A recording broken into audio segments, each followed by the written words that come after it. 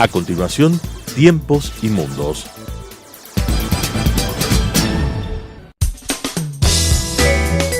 Clasificación A. Apto para todo público.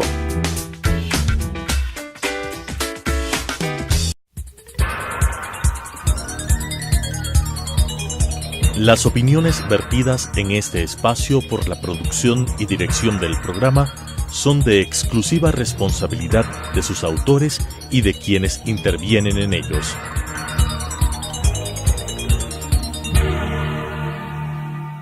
Telesucesos Canal 29 UHF presenta Tiempos y Mundos, un análisis de los acontecimientos y las tendencias que en nuestro común planeta se producen día a día, con la conducción de Alan Cathay. Tiempos y Mundos. Hace unos meses, Tiempos y Mundos trató con el doctor Ricardo Salazar el sorprendente desarrollo del muy antiguo conflicto coreano, particularmente entre Corea del Norte y los Estados Unidos. Tras una alarmante escalada de las tensiones en la península coreana por el desarrollo nuclear y misilístico de Corea del Norte, y sus explícitas amenazas de usarlo en contra de los Estados Unidos y de sus aliados, resulta que se produce una muy áspera confrontación a nivel retórico entre Corea del Norte y Corea del Sur y Estados Unidos, por el cual se teme lo peor. Se aplican unas sanciones cada vez más severas aprobadas por Naciones Unidas, y la situación se la veía como un riesgo inminente de conflicto a un nivel más grave del que se había llegado.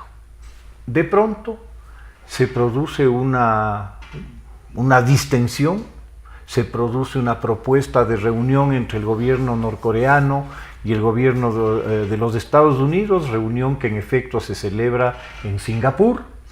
En esta reunión no hablemos de que ha habido una gran cordialidad, pero ciertamente la violencia retórica que se había producido antes desaparece, empieza a poder conversarse con una relativa tranquilidad sobre los temas y se abre una ventana de esperanza al complicado proceso de la búsqueda de una solución pacífica y razonable al conflicto de la península coreana.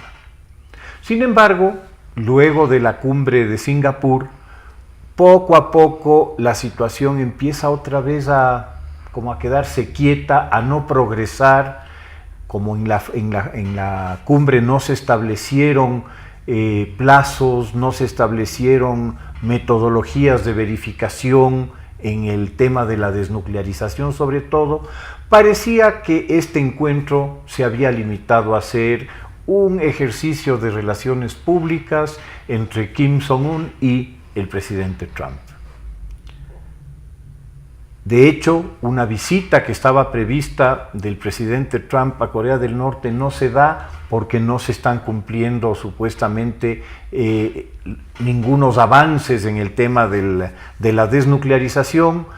El secretario de Estado Pompeo tampoco visita a Corea del Norte y todo daba para pensar que el proceso se estaba enfriando.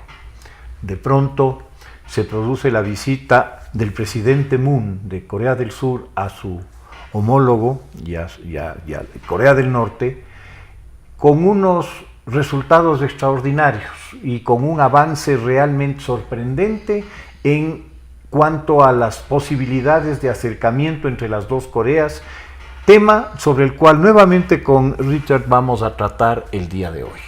Bienvenido, y bueno, pues ¿qué opinas de de la reapertura del proceso? Bien, buenos días, Alan, y muchísimas gracias por la invitación. Efectivamente es un escenario que hace un año ni siquiera lo habríamos soñado. El escenario que teníamos hace exactamente un año era una escalada de la carrera nuclear de Corea del Norte, amenazas, insultos, un cruce de tweets entre Trump y Kim, y la condena de las Naciones Unidas, que fue más o menos en esta época, en septiembre de 2017. Por lo cual, el avance que tenemos un año después con esta tercera cumbre, que no fue además una cumbre de una reunión puntual de unas pocas horas en un punto central, sino que el presidente de Corea del Sur va a Pyongyang, capital de Corea del Norte, y se queda 3 días ahí a hacer una serie de actividades, entre ellas discutir y generar un pronunciamiento conjunto, un acuerdo conjunto que ya está en este momento traducido y circulando por el mundo. Es definitivamente una muy buena noticia. Yo creo además que este acuerdo hay que hacerle una lectura bastante completa. A mí me parece que por ese enfriamiento que hubo con las relaciones con Estados Unidos, en vista de que Trump decía que no ve avances concretos, este acuerdo ya da pasos muy importantes, porque a diferencia del acuerdo que fue firmado por Trump y Kim en Singapur en junio, aquí hay cosas concretas. Primero, un desmantelamiento de las pruebas misilísticas de alto nivel que tiene Corea del Norte y que es definitivo, un desmantelamiento total. Luego, un desmantelamiento también de las principales centrales nucleares que Trump decía esto no se está haciendo. Por otra parte, algo que también mencionaste bien y que es la generación de carreteras que van a recorrer la costa este a la costa oeste de Corea del Norte con inversión de Corea del Sur. La reapertura de el punto de comercio, el punto franco de comercio entre las dos Coreas, y además hay que recordar que a esta visita la está acompañando el vicepresidente de Samsung, así como otros empresarios que obviamente están ahí no por hacerle la corte al presidente Moon y al presidente Kim, sino para hacer tratados concretos de cómo van a trabajar sus empresas en Corea del Norte. Es decir, sí, hay muchos indicadores muy concretos, a diferencia de la tibia manifestación que hubo en el papel firmado en Singapur en junio. Sí, coincido contigo en esto. Pienso que es más importante mucho de lo no dicho o poco dicho que las declaraciones que se hacen en torno a llegar a un acuerdo de paz, que obviamente es el objetivo final de estas reuniones, al tema de la candidatura conjunta para los Juegos Olímpicos del 2032. Que efectivamente eso es algo muy importante. Muy importante, ¿no? Sí. Y que tiene, y hay otro tema que también tiene una gran importancia, que es la presencia de un equipo coreano unido en las próximas Olimpiadas, nada menos que en Tokio. Exactamente. O sea, esto tiene un contenido y un mensaje muy importante. Muy importante, enorme. Y enorme. Claro, a eso me refiero con las cosas no dichas. En el caso comercial, justamente esta presencia de varios empresarios de altísimo nivel, de las principales empresas y conglomerados empresariales surcoreanos como Hyundai, como Samsung, que acompañan al presidente Moon, como tú bien señalas, no lo hacen simplemente para completar una coreografía. Efectivamente. Lo hacen por otras razones. Y este tema de Kaesong, que era un emprendimiento conjunto de las dos Coreas para desarrollo industrial, contando básicamente con la mano de obra norcoreana y el know-how y la tecnología, desarrollo tecnológico surcoreano, se reabre. Y aquí surge un problema. Esta reapertura y esta interconexión de las Coreas va en contra de las sanciones que Naciones Unidas había impuesto. Es decir, es una violación a las normas y a las sanciones que Naciones Unidas establecieron con relación a Corea del Norte. ¿Cómo se va a resolver esto? Bueno, yo lo veo eso como una forma de destrabar todo el entramado que existía por la carrera armamentista de Corea del Norte.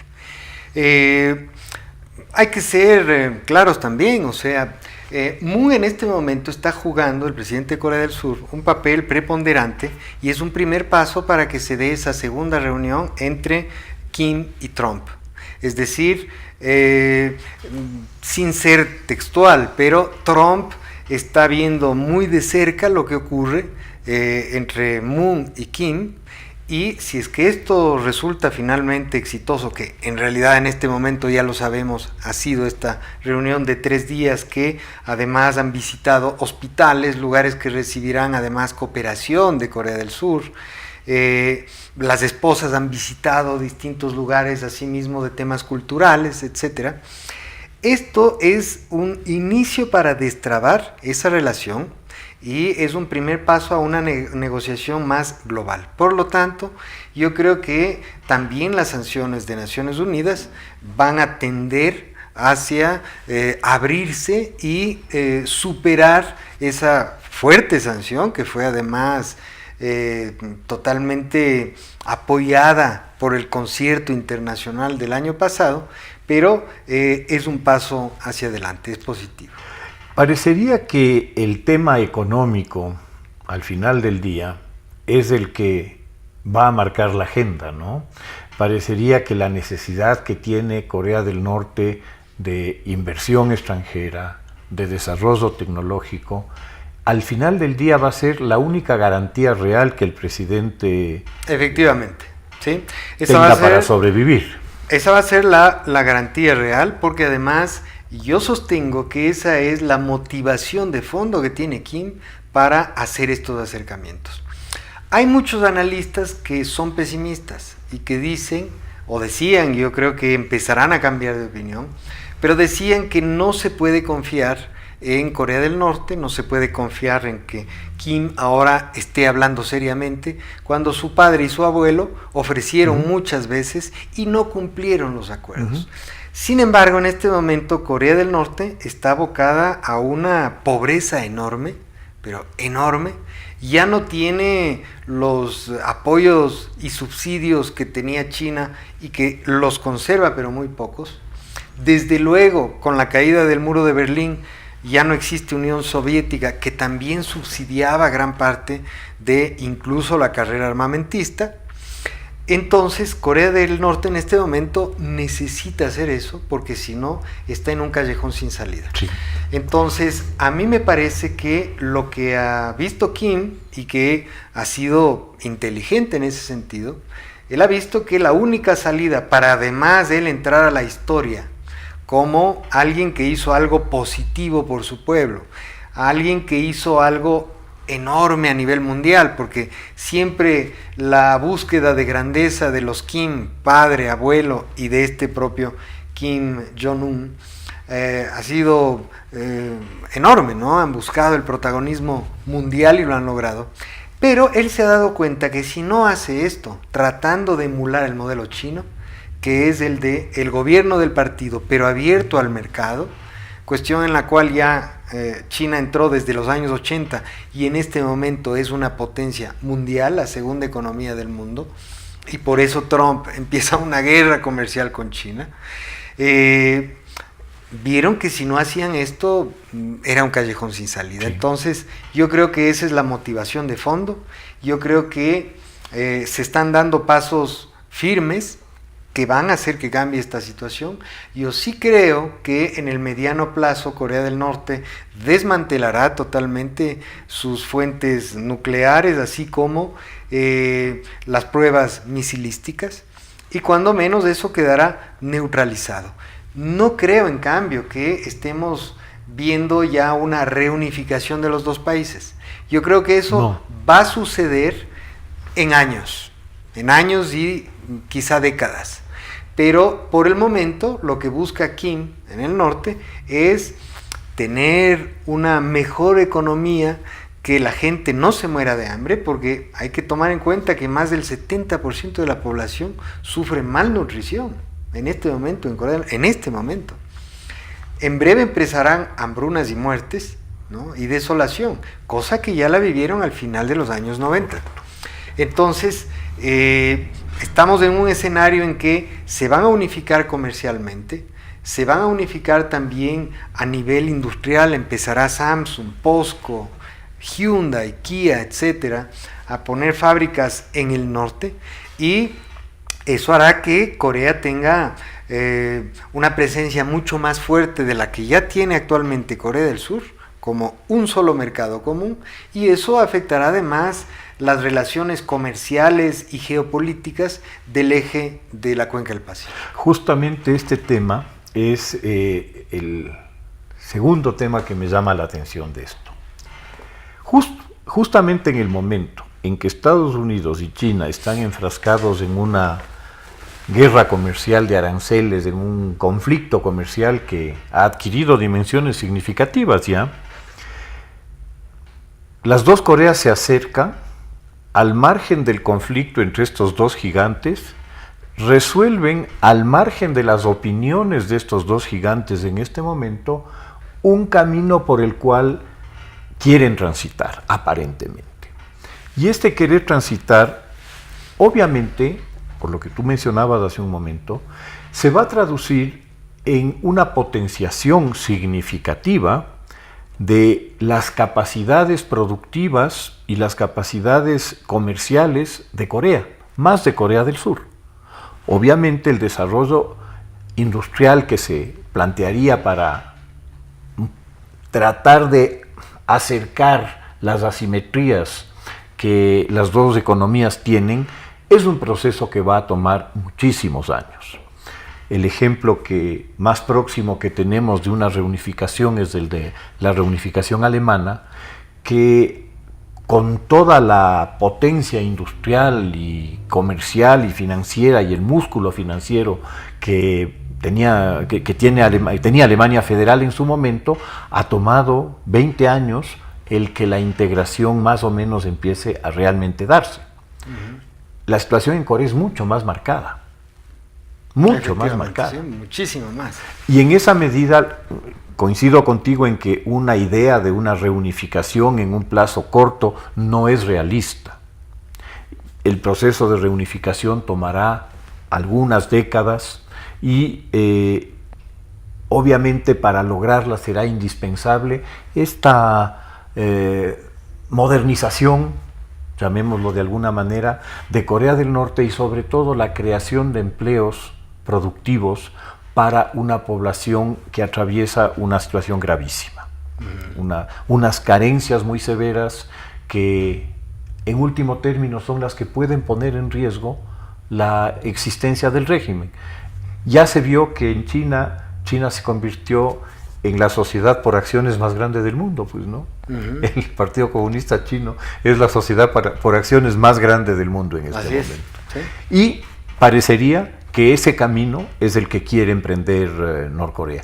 Pero me parece que lo quieren emprender a su manera, un poco sin tanto tutelaje, ni Corea del Sur de Estados Unidos, ni Corea del Norte de parte de China. No sé si tú coincides con esto. En parte, pero yo creo que también China ha jugado un papel preponderante. Lo que sucede es que en general se analiza muy poco la influencia china, y Corea del Norte ha tenido muchas reuniones, no una, sino muchas, que no han tenido trascendencia en las noticias aquí en Occidente, porque aquí tenemos cadenas concretas, información concreta, y además aquí en nuestro país nosotros adolecemos de un grave problema, y es que nos encanta vivir y morir en la coyuntura. Entonces, todos los temas políticos solo del país, y nos rasgamos las vestiduras todos los días por los mismos temas políticos, y que desde luego hay que seguirlos, pero no podemos perder el panorama mundial. Entonces, han habido muchas reuniones. Yo creo que el presidente Xi ha hecho una influencia muy fuerte en Kim, ¿no? De hecho, hace unos 3-4 meses, un poco antes de la cumbre de Kim con Trump en Singapur, visitó al presidente Xi Jinping, el presidente Kim, y además se llevó un tren entero, ¿no? Que fue histórico, y que además salieron fotos del tren lujoso del presidente, que era una caravana. Entonces, yo creo que China sí está ejerciendo influencia, pero porque además es lo que siempre han querido. O sea, analizando el panorama geopolítico, uno se da cuenta que China siempre quiso que Corea no tenga este problema bélico en el medio, porque además hace que Estados Unidos tenga no una, sino varias bases militares ahí en su entorno, en Corea del Sur y en varias islas del Pacífico. Entonces, China siempre ha querido sacar de Estados Unidos de juego. Entonces, la pacificación de Corea para China es una excelente noticia. Tanto más ahora que Trump se ha salido de todos los acuerdos comerciales grandes que había del eje de la cuenca del Pacífico, el Trans-Pacific Partnership y todos los otros. Y entonces China, ahora que está en un auge enorme y que se calcula que para el 2030 sería la primera economía del mundo, el momento en el que China además ha emprendido esta nueva ruta de la seda, y que además pasa también por nuestro país, ¿no? Al principio se hablaba de la nueva ruta de la seda solamente en Asia, Europa, luego en África, pero ahora también está en esta ruta América Latina, ¿no? Todo esto hace que China emerja con mucho más fuerza. Y eso tiene un nombre además, la estrategia se llama One Belt, One Road, un camino, un cinturón a nivel mundial. Entonces, China, en su entorno inmediato, siempre ha querido que Estados Unidos salga y no tenga tanta influencia como ha tenido, desde luego, por la circunstancia de la península coreana, que amenazaba siempre con una tercera guerra mundial y con ataques nucleares. Entonces, a China le conviene enormemente esto.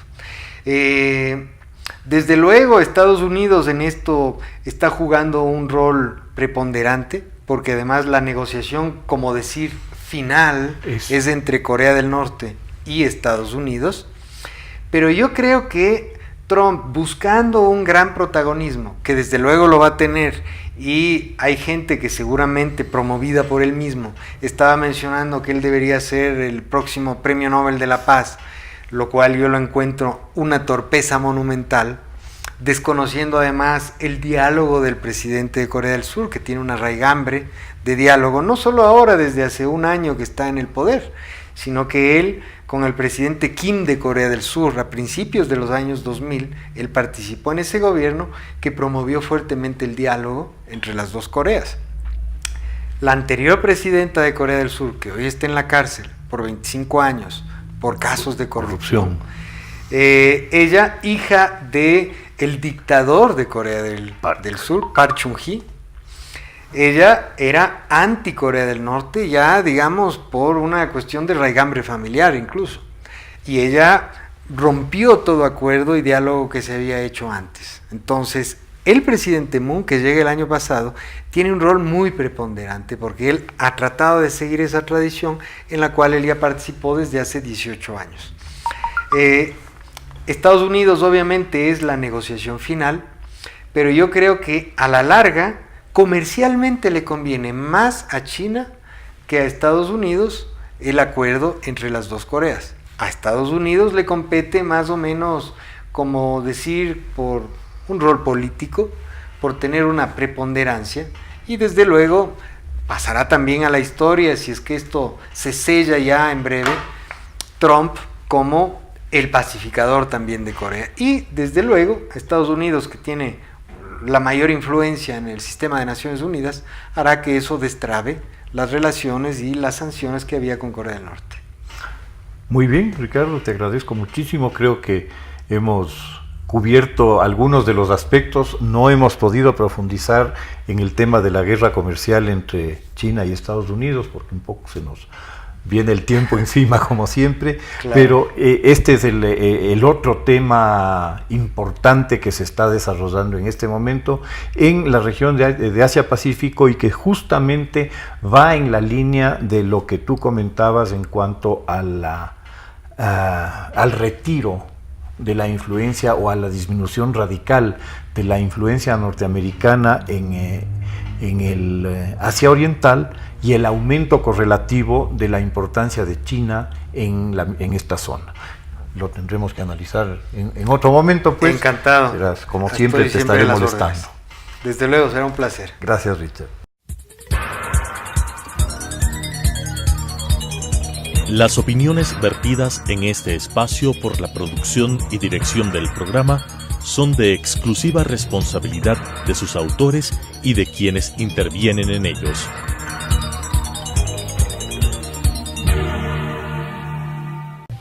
Telesucesos Canal 29 UHF presentó Tiempos y Mundos, un análisis de los acontecimientos y las tendencias que en nuestro común planeta se producen día a día, con la conducción de Alan Cathay. Tiempos y Mundos.